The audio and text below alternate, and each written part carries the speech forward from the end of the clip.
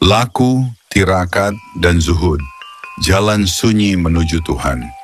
Di zaman yang serba bising ini, kita lebih sering mengejar suara dunia daripada mendengarkan sunyi hati. Tapi jauh sebelum kata viral dikenal, para wali sudah melangkah tanpa jejak, berjalan dalam hening, meninggalkan kemelekatan demi kedekatan. Bukan hanya karena banyaknya ibadah yang membuat seseorang dekat dengan Tuhan, tetapi keheningan dalam niat. Seperti langkah para wali yang berjalan dalam sunyi, tanpa pamrih hanya menuju satu arah. Ridhaannya, laku. Sebuah kata sederhana dari bumi Jawa, tapi syarat makna. Laku bukan hanya jalan kaki, tapi jalan batin. Langkah untuk meluruhkan diri, menanggalkan segala topeng, dan tinggal sebagai manusia yang hanya butuh Tuhan. Dalam tradisi para leluhur, laku sering berwujud tirakat.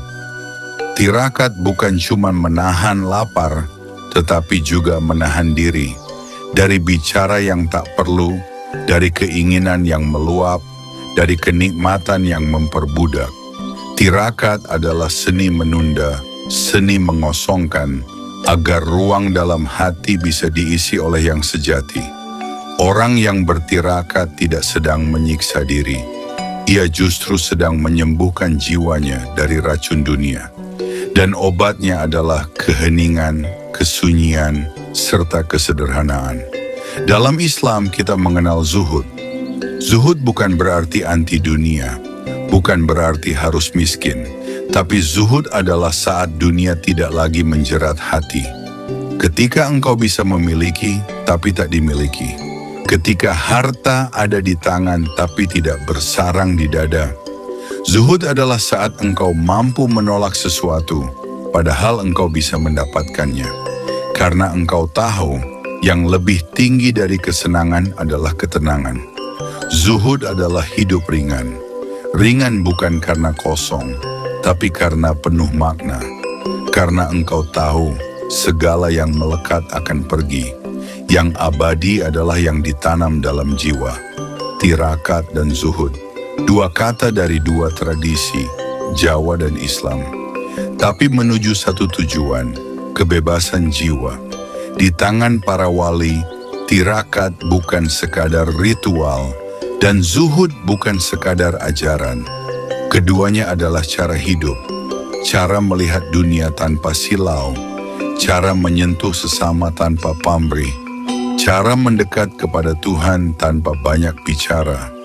Mereka berjalan pelan, tapi setiap langkahnya meninggalkan jejak cahaya. Mereka berbicara sedikit, tapi diamnya bisa meneduhkan hati yang lelah.